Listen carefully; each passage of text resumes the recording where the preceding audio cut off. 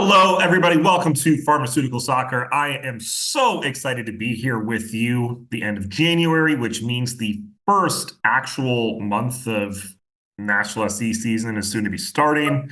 We're currently in the midst of preseason right now, which is super exciting for all of us involved.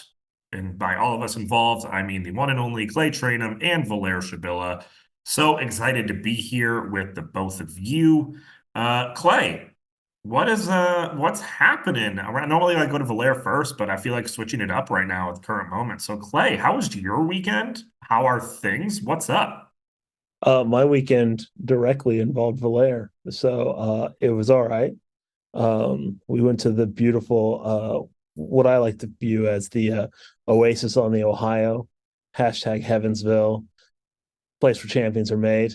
And no champions were made this weekend at the beautiful casino back home, none at all.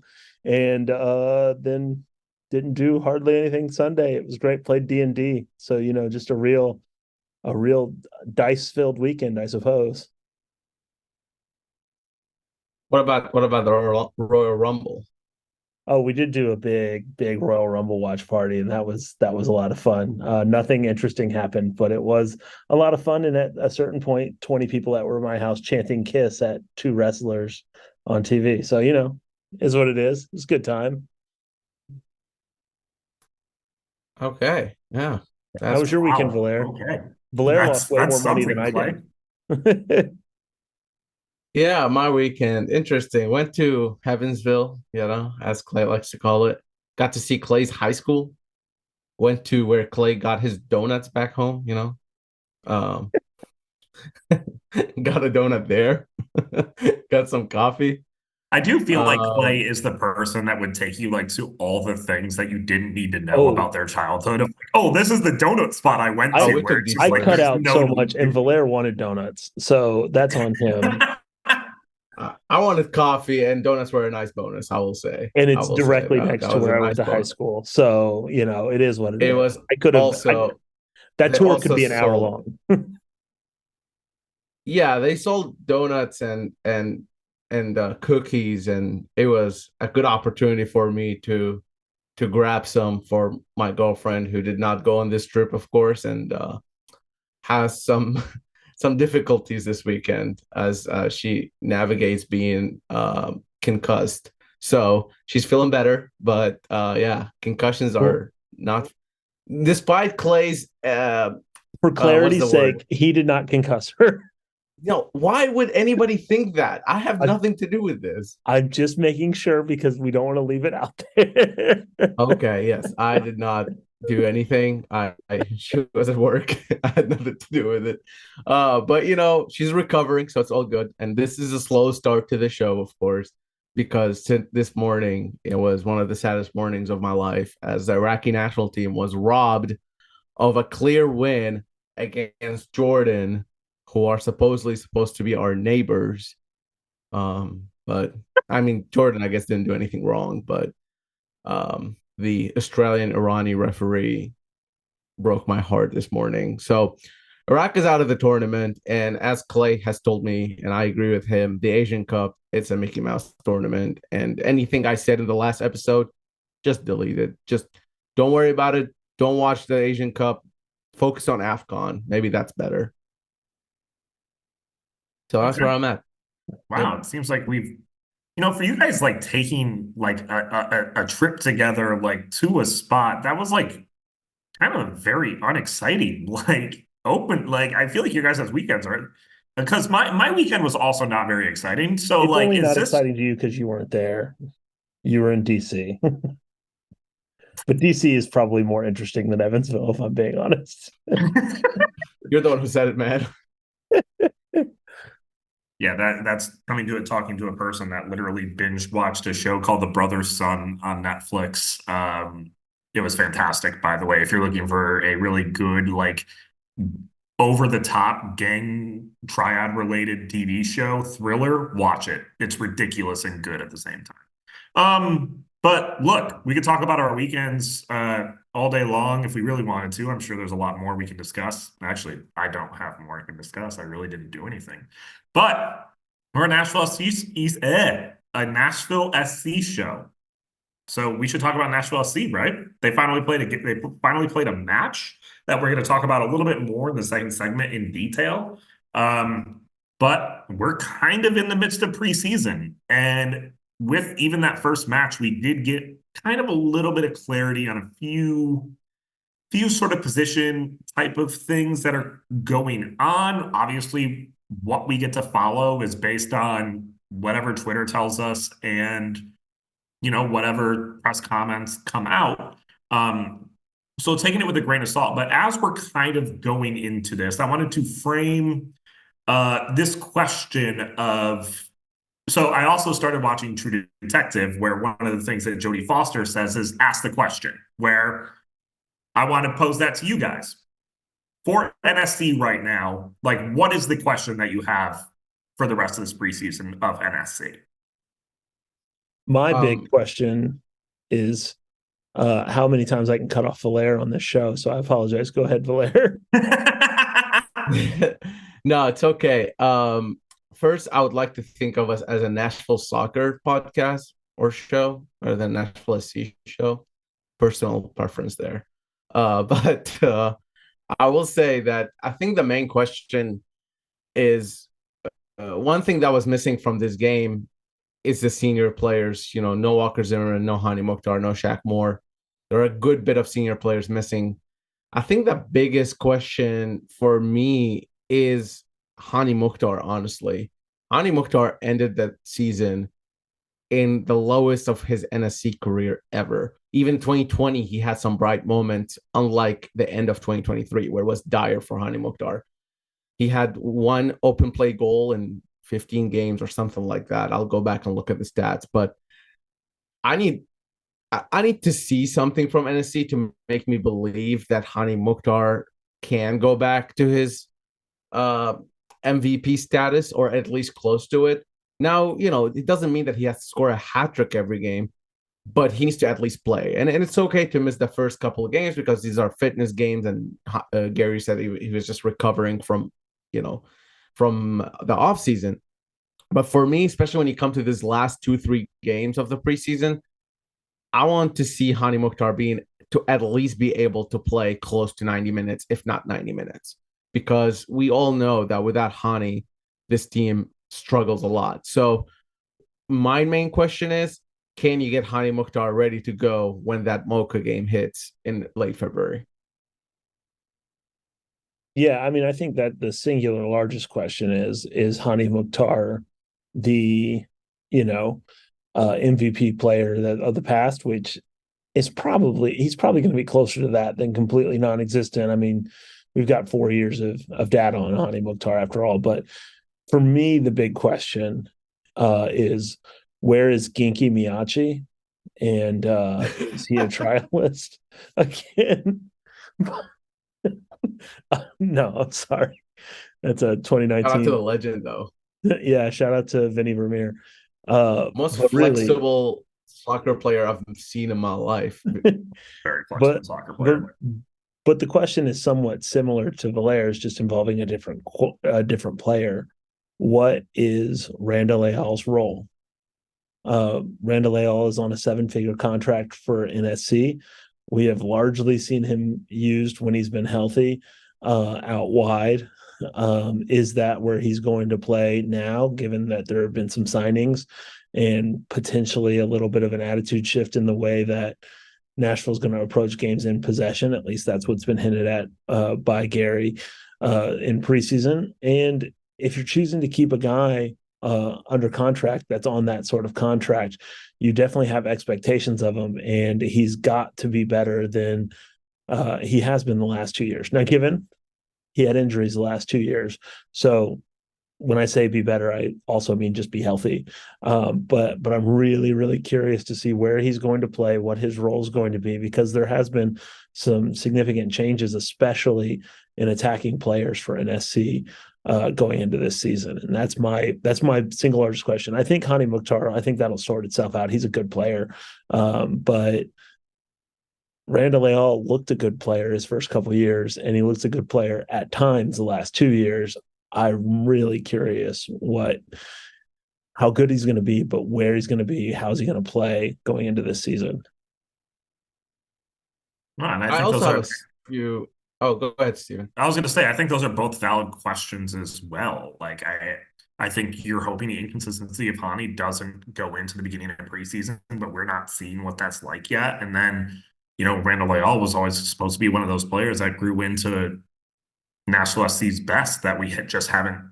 We're still kind of waiting for that. We feel like it's there, but we're kind of waiting for it to happen. Yeah, yeah, and I think the other question I have, or maybe it's not a question, but more of a curiosity, is the pairings. So to me, the attack seems pretty set. But who are the center back pairing that we're going to see? And who are the center midfielders that we're going to see start? And I think we're not going to get the answer for this question until maybe the last preseason game, maybe even the first, not even maybe the first Champions Cup game, and maybe even the first MLS game. We might not get that answer for a while. But I think what we have seen from Gary in the past is that there are clear starters or close to it.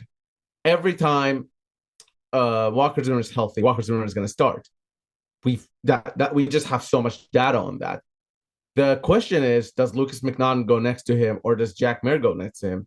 What we've seen is that Gary leans toward Jack Mayer, but there were moments last season where McNaughton beat Mayer for that spot. And I think that competition is going to be really, really livening up this season, especially with Walker staying with the team for January and not going to the USMNT camp. The other one is the midfield. You have Sean Davis, you have Anibal Godoy, you have Drew Yearwood, of course, and Brian Anunga, technically. So who are the two from the four that we're going to see often? Who are the two preferred pairings? And I think that's going to be the big question that I'm looking for the preseason to not necessarily answer, but maybe give us just a little bit of a better idea on the depth chart. I do really appreciate that we did the whole ask the question thing, and Blair, instead of just going for one question, I mean, where he could have just put it into one question, he's just like, so the entire team, what should I expect from this team? Kind of in the same ways. And so I think my general question for mine would be, what is the ceiling of this squad currently? A little bit more general of being, look, I think we are all kind of in agreement, and it kind of seems like it just from this is the squad that we're going into 2024 with, the 2024 season. Is this a team that can win Supporter Shield? Is this a team that could win CONCACAF Champions Cup? Do we have those with the roster that we currently have? I'm not 100% sure that's the case, but we also haven't seen Sam Surge at his brightest. We haven't seen everybody working together in the same way.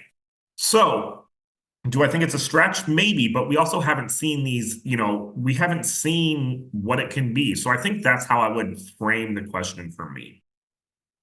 Yeah, I mean, well, it kind of goes back. I remember saying this on this sort of around this time last year, that, and oddly enough, it was about the same players. Like if Randall Leal had a season where he got 6 to 8 goals, it completely shifted, the ceiling for Nashville's team. And in retrospect, it would have. If he would have gotten 6 to 8 goals, Nashville would have been playing in a completely different tier, probably.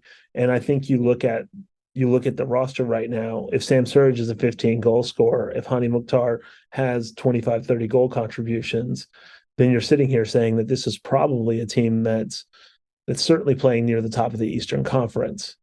And it really just all hinges on those sorts of things. Like it's an interesting thing to think about, because on paper, no, this is not a team that's going to be a competitor, although once you get in a tournament, anything can happen.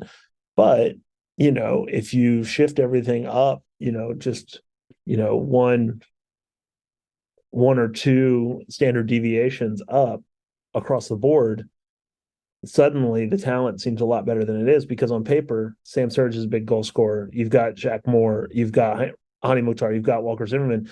Those are guys that you can win things with. And speaking of roster, we actually do have a roster of people to give a shout out to as well from the pharmaceutical soccer side before we move on to our second segment where we talk about the preseason game that we have data on. So, Flair, why don't you go ahead and make those shout outs? Yeah, so these shout outs are a little interesting. They're not your regular Patreon ones, maybe, but two of them are from last year, actually. I just forgot to mention it, but shout out to Derek. He came up to me. I was having a nice little dinner like last year at an establishment near the stadium area, maybe a little further. And well, he waited for my date to go to the bathroom, and then he came up to me and was like, I saw her leave to the bathroom, so I didn't want to bother you or anything, but I really like, the show or I don't know. He said something along those lines, and I was like, thanks, man. That's really nice. And, she didn't believe me when I told her that happened. So, I mean, maybe next time do it when she's there, I guess. But the next one is also from last year, and that is actually one of our Patreon members, Oliver, gifted the show 2 Titans tickets. Now, at the time, now those tickets, the Titans were not good. But I was able to go with a friend and catch up more so than watch the Titans. But it was a friend I haven't seen in a while. So shout out to Oliver for gifting the 2 Titans tickets. And then lastly, it happened this past weekend. Dustin yelled at me from a car as I was walking. And it was pretty nice. He told me that I was beautiful. So shout out to Dustin. He's also a Patreon member. So be like these guys and come up to us, but mainly be like them by joining our Patreon. There you go. Bam. And with that, we're going to move into our segment 2, talking about the preseason game against St. Louis City SC, and we'll do that next right here on Pharmaceutical Soccer. And we are back right here on Pharmaceutical Soccer. Oh my gosh, I can't talk today. I'm just not doing good. At Pharma Soccer on our Twitter, Facebook, and Instagram. And you can also, as Valer mentioned in the first segment, join us on our Patreon. Gives you the exclusive ability to shout at Valer as he's currently walking through the neighborhood or whatever. So, yeah, you have to make sure you join the Patreon if you ever want to shout at Valer from a window or bother him at a restaurant, because he's very exclusive. So please make sure you sign up for the Patreon at Pharma Soccer. Explicitly said I was not bothered by those things. I just want the record to show he's not bothered because he knew you were Patreon members. But if you weren't a Patreon member, yes, he would be bothered. I would be slightly bothered. Fantastic. Okay. Glad we could set that record straight. That it's one of the first times that Clay has not gotten on the microphone and been like, I want it to be clear that this is not where people feel about our Patreon and blah, blah, blah, all that type of stuff. So this was nice. This is a good change of pace. Good 2024 start.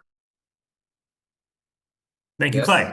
All right. So with that being said, let's talk about the preseason. We've had now one preseason game that we've had against St. Louis City SC, and that ended up being a 2-2 draw. That game was played in our preseason home in Florida. And look, I mean, there are some very interesting things and developments from this game already.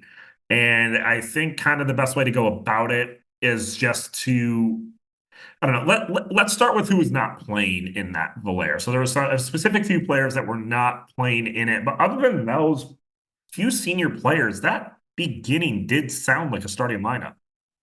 Yeah, it was from the available players that looked like the strongest lineup. And we've seen that from Nashville SC. Start with your, starters or whatever is close to it. And then kind of switch it up as you go further. But Walker Zimmerman, Hani Mukhtar, Dan Lovitz, and Anibal Godoy all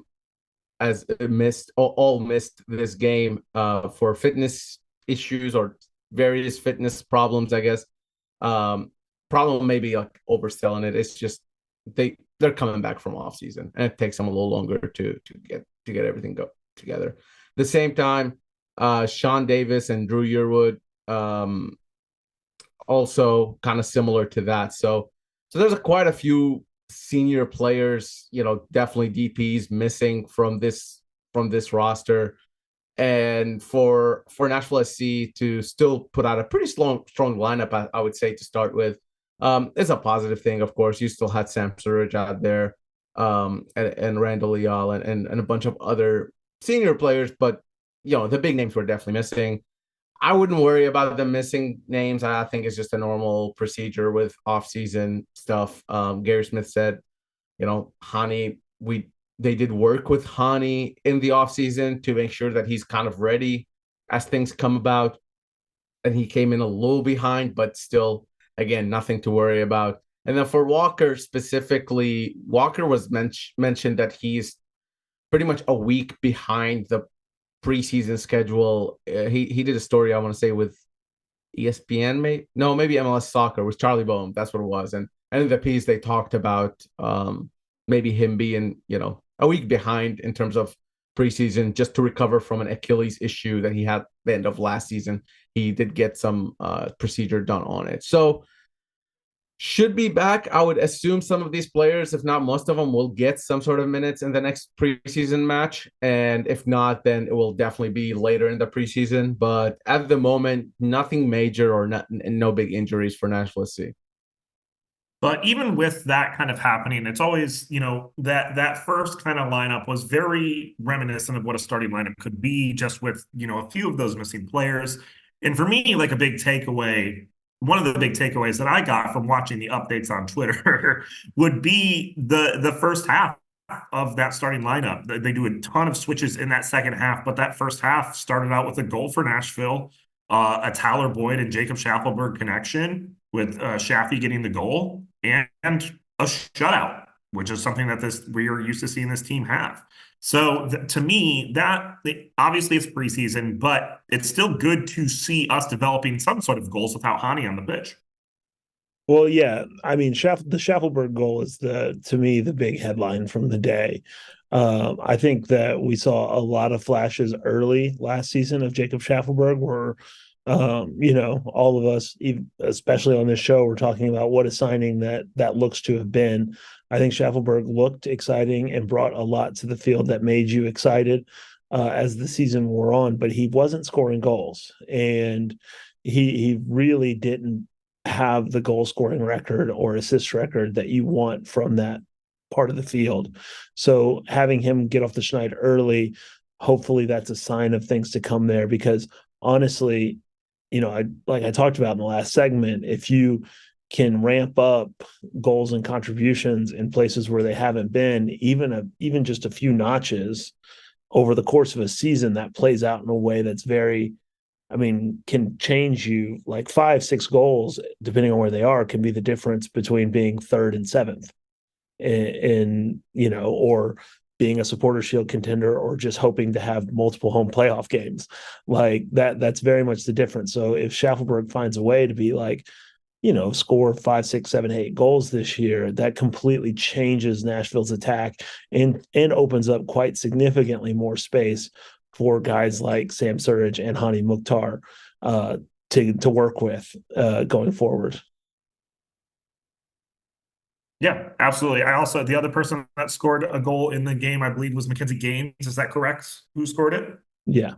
I also think it's a very interesting thing, as Nashville is known for kind of taking some of those players with, it seems like a lot of raw talent, kind of like a Jacob Schaffelberg or of the sort, and able to, take that raw talent and put it into a finishing product, which it seems like over a career span that Mackenzie Gaines has had a little bit of interesting, like experience not having.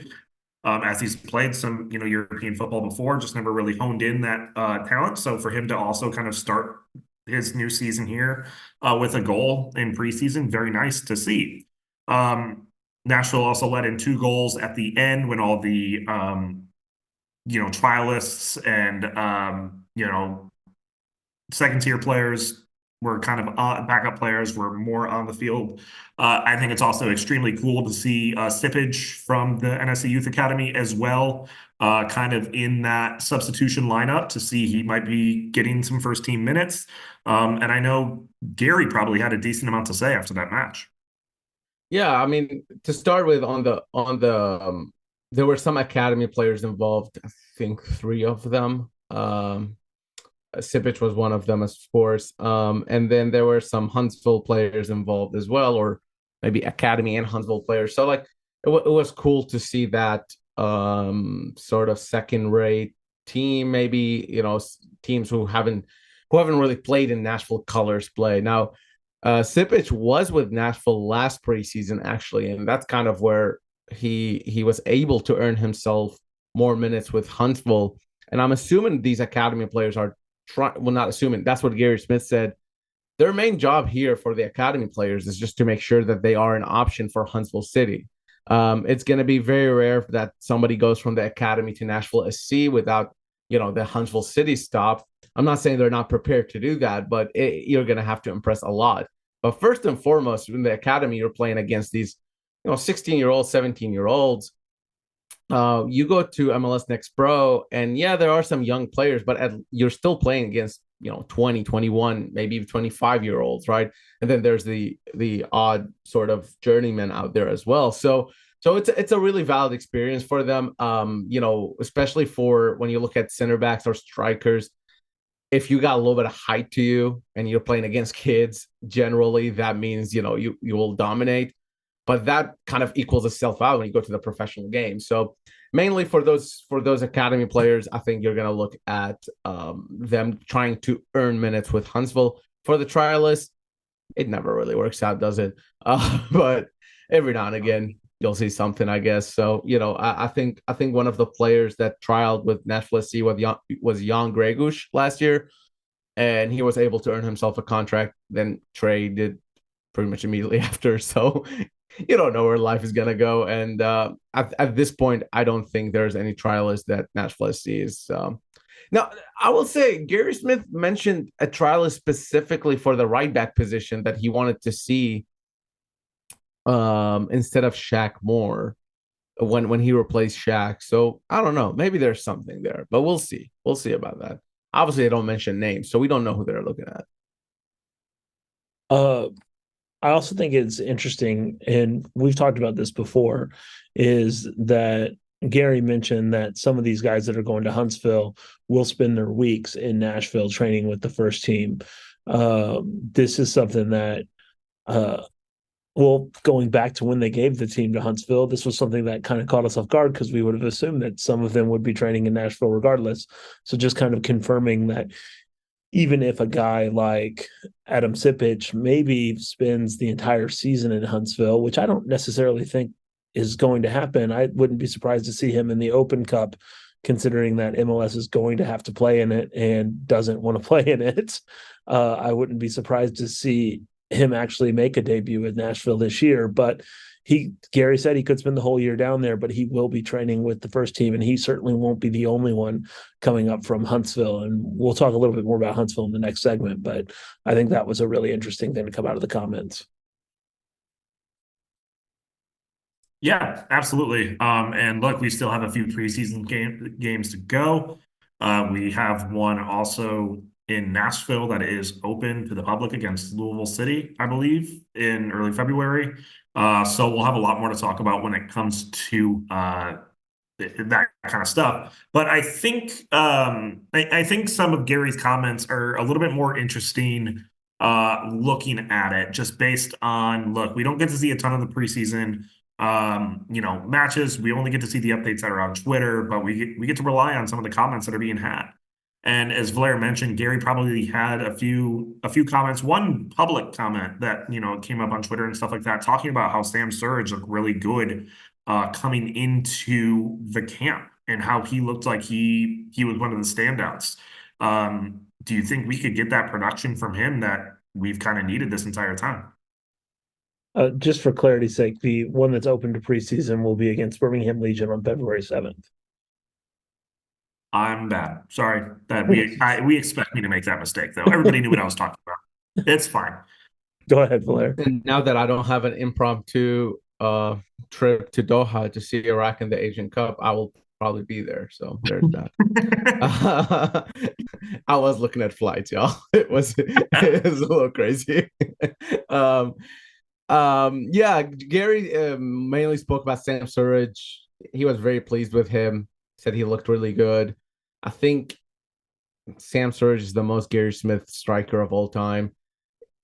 Just a good blend of hard work and finishing ability. And I think personally, I do think Sam Surridge is gonna come good this season. I think he was good for some stretches of last season as well. But I think Mike Jacobs mentioned that he was living in a hotel essentially last season. It's a little tough for him to come into a new country. And I know he speaks the language, but still, it's a new country. He was able to bring his family with him, or some members of his family, I should say, with him. So it makes things easier. And now that he's more settled, he got his driver's license. That makes that helps out. So these things are important. And I think they kind of matter. But while we're speaking on strikers, Gary, I can't remember if it was Tim Sullivan or Ben Wright. One of them asked a question about the strikers he has currently in Nashville SC, and he seemed pretty satisfied with Sam Surridge and Till Bunbury as the two strikers. He said Tyler Boyd can fill in there when needed. He said there's a good replacement there. And obviously, we've seen Hani Mukhtar play that position. We've even seen Derrick Jones play that position. So, but Randall Leal played that position. So, or similar positions. So I think from what Gary has said, that position seems to be kind of close to between those two, and it's going to be Sam Surridge most likely starting and Teal Bunbury as the backup. Agiago, who's the guy they signed after the draft was over, who went and drafted. Gary mentioned that he's mainly going to be with Huntsville. Going to play most of his minutes there, if not all of his minutes in Huntsville. So it looks like the striker sort of talking point is pretty much set for at least until the next window. And I do think it's worth remembering that not only does Hani playing there still can work, it can definitely work because Leal can play in the Hani role and has done so before. The reason why we haven't necessarily seen that as much the last couple of years is because Leal's been hurt, but Leal has been put into that role and been successful in that Hani role multiple times in his career. And I know it seems like I keep bringing it back to a conversation about Leal, but thinking about the team, like, well, Hani moves to striker, who goes into that spot? The team does have a built-in person that can go into that spot and be effective. So it is worth kind of keeping that in mind when you think about the depth of this Nashville team.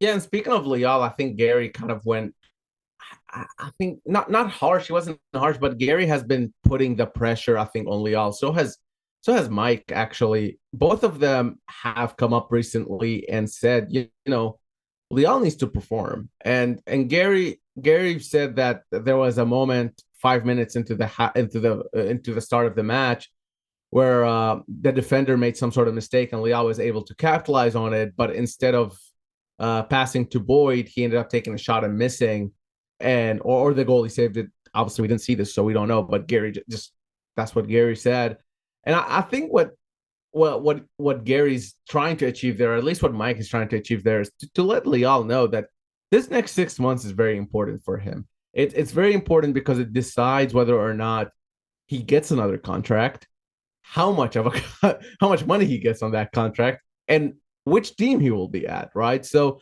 I think there's a very, very big time for a very big moment for Leal here to perform in the next 6 months.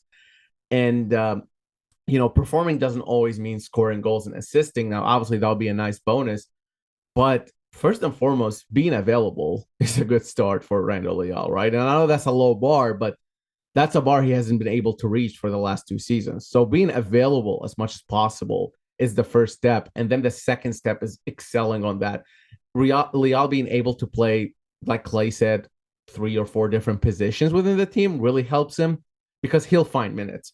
And one thing that Gary Smith has done is that anytime Leal is healthy, he pretty much starts. And if he's not starting, he's getting minutes regardless. So I think for Leal, this is going to be a big preseason. I know we've already talked about it, but I just wanted to bring it back to what Gary had said about it. And then the last bit, I just want to go into it in terms of the press conference with Gary afterwards. I asked him if he mentioned new ideas and sort of new things that he was cooking in the offseason. He didn't say that word, but I did. And I asked him if that happened, if he was able to see that, and he said that he's really pleased with how the players carried on those ideas into the pitch, and they seemed like they kind of grasped what he was going for, which is, in his words, more positive football, or soccer or whatever he said. So that's just something to note. Again, it's coach speak, so don't don't don't hold him accountable, I guess, to that specifically, but do hold him accountable for what he said earlier, which was that Nashville's going to look different, and we'll see whenever we're able to watch if they do. And we do have some more friendlies coming up, and we'll talk about those as well. Some Huntsville signings and some interesting, fun jersey stuff coming up. And we'll do that right here next on Pharmaceutical Soccer. And we are back right here on Pharmaceutical Soccer, of course, at Pharma Soccer on our Twitter, Facebook, and Instagram. And as we talked about in the first segment and the second segment, you can also check us out on our Patreon. Help support the show, so please go check that out as well. We would really appreciate it. Look, we still have some more preseason games coming up, but as Valair stated, this is not only just a Nashville Soccer Club show, this is a Nashville Soccer show. And with that, our team close enough to the border of Tennessee, Nashville, whatever. Huntsville had a couple signings as well that are pretty interesting. So do we want to highlight those? They had 6 total signings. Yes, Clay. I was just going to, you can go ahead with it. I am very excited about the international shift that they're doing in Huntsville. That looks very different from what it does with Nashville SC. And I don't quite know that this is how the world works, because the green card and permanent residency is very murky. And but I would think that if they are signed with Huntsville, which is essentially from a business standpoint, if not from a MLS standpoint, signing under Nashville, they could potentially kickstart a green card process. So by the time that they become MLS ready, they will count as a domestic slot, and they can continue to the club could continue to monetize their international slots while scouting internationally. That's what I'm thinking they're trying to do, based on absolutely no information. But there are some really, really interesting people in that mix that have been signed with Huntsville, and I'm sure Valair has more on that front. Yeah, well, first on the green card process or the permanent residency process, I was told that the Huntsville players have a different process than the Nashville players. They are not counted as the same to the government because they are not first division soccer players. So it's kind of similar to like the UK or something like that. However, that doesn't mean they can't get green cards. It just means it's different and harder. And right? Those processes were around in USL too, like whenever they were Yes. figuring some things out with that in USL. So it's not a process that the NSC would be unfamiliar with.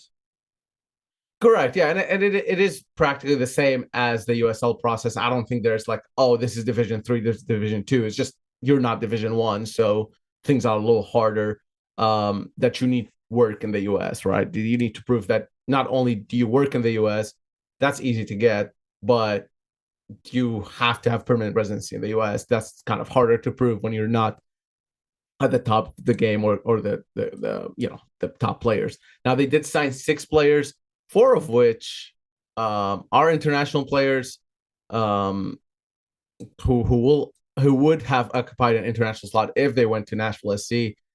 Starting with Koulibaly, who was French, 21-year-old center back, seems like a tall guy, came from the Czech second division. And I think one thing to kind of note with these signings here is that they're all young, and they're all, I don't know this for a fact, but I would wager that they're all on one year contract, and it's a very, very low risk for Huntsville, and it could be potentially very high reward. And if there's no reward, then Nashville or Huntsville didn't really lose much. They just got to try out a player for a year, which is something that I think a lot of us have been wanting to see here, have been wanting to see with the Huntsville team, because the worst that can happen is that this year ends and this player goes and signs somewhere else. And that's really the worst case scenario. And the best case scenario could be they develop a player for Nashville SC. So with that in mind, Koulibaly, center back, French, Rittendell, he's an American player. He's a left back, 21-year-old, from Florida. He played USL championship last season with a team that no longer exists. So that's unfortunate. There's a Ghanaian guy from the Inter Allies who some NSC fans will remember, Papa Mensah came from that academy. Now, this guy did go to the UAE on loan with one of the teams there, but Amara is the Ghanaian guy from that academy. That's the same academy that produced blanking on his name, Latif Blessing, who plays for the New England Revolution now, LAFC, former LAFC player. Oriol is a Spanish midfielder, 19-year-old, from Barcelona, but didn't play for Barcelona. He did play in one of the lower leagues in Spain as well. And then lastly, no, there's two more. Alexis Carrietos. He's a dual national with, I believe, Nicaragua and the U.S. Attacking player, and 23-year-old. So again, he played his last season with USL League One side, Fuego FC, or Central Valley Fuego FC, their full name. And then Ek, or EKK, however you pronounce that, is the last one. He's an American forward, 18-year-old, also played with Fuego, and in the USL one. So we'll see all those with Huntsville this season. Alexis Cerritos is the son of Ron Cerritos, who played in MLS for a very long time. Scored, I don't think he scored 100 goals, but he scored probably 70 or 80 goals playing with San Jose, DC, mostly San Jose and DC. I don't think he played for too many other teams, but El Salvador national teamer as well. El Salvador. What did I say? I said Nicaragua, didn't I? That's on me. My bad, dog. Yeah. He's the all-time leader in assists for the San Jose Earthquakes. So shout out to Ronald. There you go. Another thing kind of in the news that it's not necessarily in the news per se. There was some interesting stuff when it came to jersey leaks happening around the league. Thank you, my favorite game of all time and my most hated game of all time, EAFC, for leaking these. But we did get a potential look at possibly what is the new Nashville MLS kit. A lot of conversation about it. We didn't want to put a ton of time into it. I will say from other people's talks about it, public seems very underwhelmed by it. To me, it's a kit. It does exactly what I think it's going to do, and I'm happy about it. So that's what I would say. But yeah, if you haven't taken a look at those kit leaks, go take a look at them. I think some of them are pretty cool. I think it's a home kit. Keeping that in mind, home kits are generally a little more boring than away kits or third kits. Pretty much the same. I do want to note, though, people keep talking about the blue shorts or the navy shorts with it. And I just don't think that's possible, because I don't think Nashville is allowed to do that, because then it would make it really hard to play teams who have darker jerseys. So like I remember a couple of incidents with Arsenal in the Europa League where they had to change their shorts from the white one to the red ones. So I'm just thinking, if Nashville was to go play Atlanta, and Atlanta are playing black, are wearing their black and red jerseys, Nashville won't be able to wear their black jersey as their away. They also won't be able to wear the blue shorts because that's too close to the black. I think that's how it works, but I'm just speculating at this point. But I think that's why the blue shorts might be a little hard to do. I too think it's probably unlikely that they'll wear blue shorts, even though I think we all agree that that would be a really good look. I will say that I don't think it's necessarily locked in. So Everton wears blue shirt, white shorts at home. They've done it for 100 years. If they play at Liverpool, they wear blue shirt, blue shorts. Like, you can have a little bit of mix and match. So it's not a problem. I will say this. Ian Ayre was pretty adamant when the branding was announced, in large part due to a lot of fan input, that the team would wear gold at home and all gold at home. And they were the boys in gold. It was a whole thing. I can't really see him deviating from that unless the situation requires it. There was a special edition, home match for the Johnny Cash thing that sort of makes sense. And then obviously there was the issue at the Montreal jerseys last year where they had to wear black at home a second time. But outside of those sorts of things, I would assume that this team will be wearing all gold at home, basically as often as humanly possible. That's the way I see it. And I will have a few kind of upcoming friendlies. I know there's a jersey launch event at some point as well. I forgot the day about it, but what other friendlies do we have coming up when it comes for the rest of the preseason schedule? So there's one on Tuesday, which is tomorrow, January 30th, against Sporting Kansas City. That's in Florida. And then there's another Florida match against Toronto FC on February 2nd. And then February 7th will be against Birmingham Legion at Geodis Park. That's the one that's open to the public and the media as well. And then on February 15th against Memphis 901 FC, also at Geodis Park. That one is closed doors.